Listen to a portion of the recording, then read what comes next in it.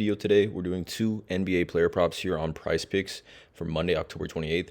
Before I get started, you guys take a look in the description below. Join the Discord at $9.30 per month, 31 cents per day.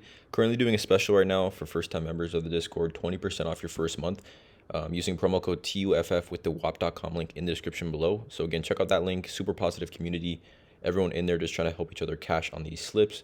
Again, I want to mention I'm not a gambling expert. This is not financial advice. Simply just plays I'm personally looking at making. Hopefully give you guys some insight and analysis to make your own player prop decisions here. Again, no one's pressing submit on those parlays other than yourselves.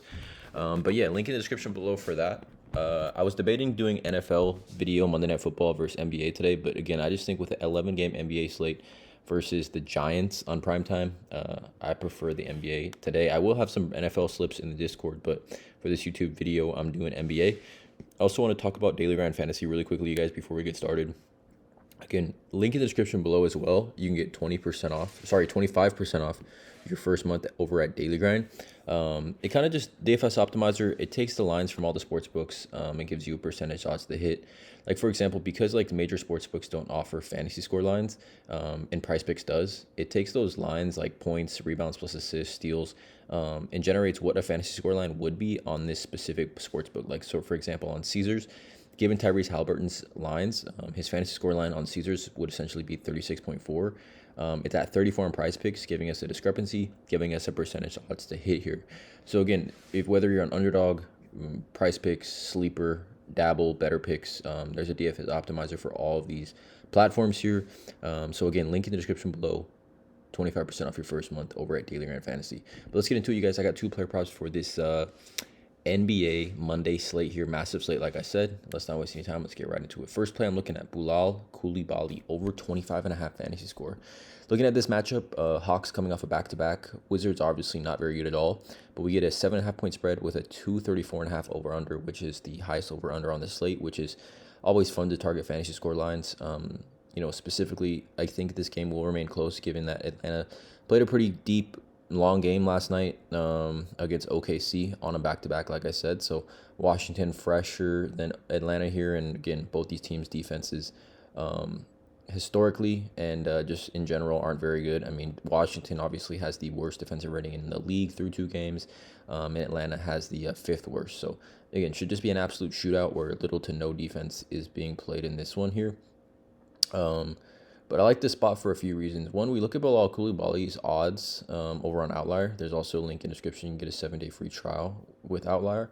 Over 1.5 blocks plus steals or steals plus blocks is sitting at -175, -180 on Bet365.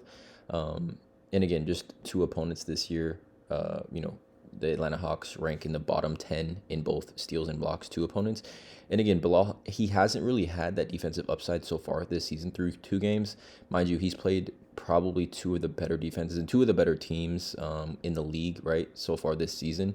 And essentially the 2 teams that he has faced in Boston and Cleveland, right? But he's gone over this line in both games to start the year, or not, sorry, gone over this game in 1 of 2 games to start the year. But again, super tough matchups, and that steals plus blocks upside has not been there for him, right? If you go back to last season, Bilal Coulibaly in games when he essentially did have 2 steals blocks or whatever the case may be, I mean, you can see the types of steals and blocks he had last season, multiple games with at least 2 stocks. And again, given his increase in offensive usage this season, shooting the ball in his minutes, right? He's in 2 essential blowouts. He's played 30-plus minutes. And it had, again, 28.7 against Cleveland, 23-6-1 with no steals and blocks, 28.7 fantasy score. I mean, Cleveland, in comparison to the Hawks' 5th worst defensive rating, Cleveland has the 4th best defensive rating through essentially 3 games.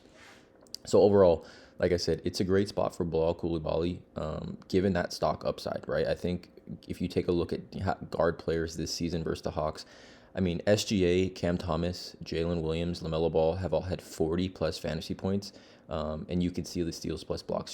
SGA had 6 stocks, Cam Thomas had 3, Jalen Williams had 2, LaMelo had 2, Trey Mann had 1, and even Seth Curry down here had 3 stocks, showing us, again, that stock upside. Alex Caruso down here, 5 stocks. So combined with SGA, Jalen Williams, and Caruso in that game last night versus the Hawks, or sorry, even Cason Wallace, he had 3 stocks. So 6, actually, one of the young defensive players in Bilal Coulibaly, who again last year just was massive player when it came to steals plus blocks. I mean, he almost averaged 2 stocks per game last season, obviously as a rookie.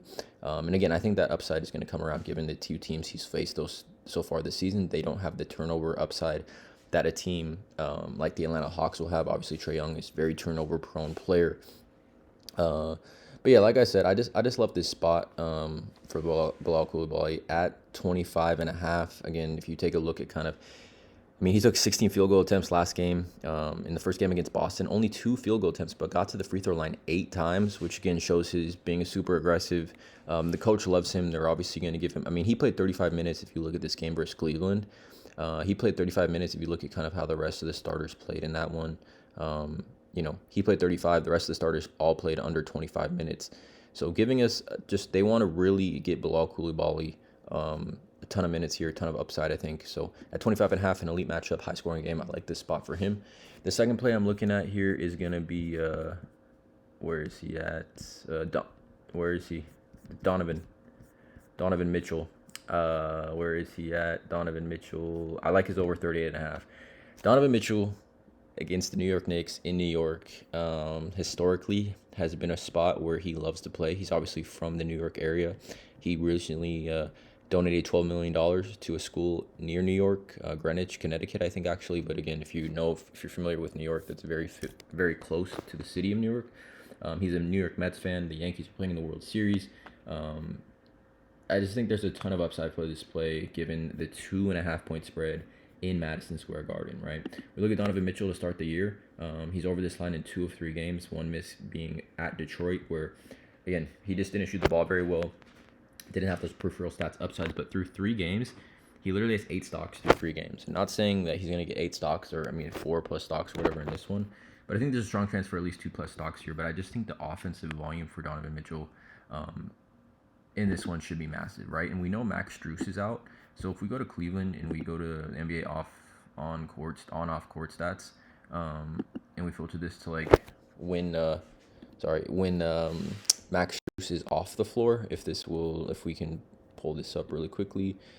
Obviously last season when he hasn't played, I think there is upside for Donovan Mitchell again when Max Strus is off the floor, just because Dean Wade is just a lower usage type of player, right? That's entering that starting lineup as opposed to the type of usage that Max Strus kind of gets. Not that he gets a ton of usage.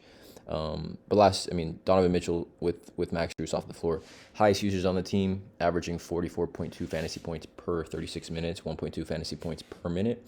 Again, just showing us that type of upside here. But Donovan Mitchell, going back to him here, like I said, over 38.5 fantasy in 2 games last season versus the Knicks. Over both games, 42.65 is the fantasy points per game that he did average. And if we kind of take a look here at Donovan Mitchell in his career in New York, right, at the Knicks, his over this line in 3 of his last 4 games, 54.6, something wrong with him in both of those games here. And then we kind of see the couple guards that have played the Knicks so far. Obviously, the Knicks have only played 2 games, but Derek White and Drew Holiday and Benedict Mathurin, who I think fit. Derek White definitely fits similarly defensively and just kind of build and size. And obviously their games are a little different, but he had 36.6 fantasy against the Knicks minutes. Ben Mathurin had 25.9 at 24 minutes. But just given the upside, you take a look at Donovan Mitchell and the volume that he attempts essentially in these games versus the Knicks. 22 plus field goal attempts in his last 3 games in New York, and 10 plus 3-point attempts in his last 5 games in New York. New York is a very dear city to him. I know that he maybe was a little upset narrative based for the Knicks not trading for him. I like this spot, a player that's over in 2 of 3 games to start the year. 2.5 point spread should be a super close game here.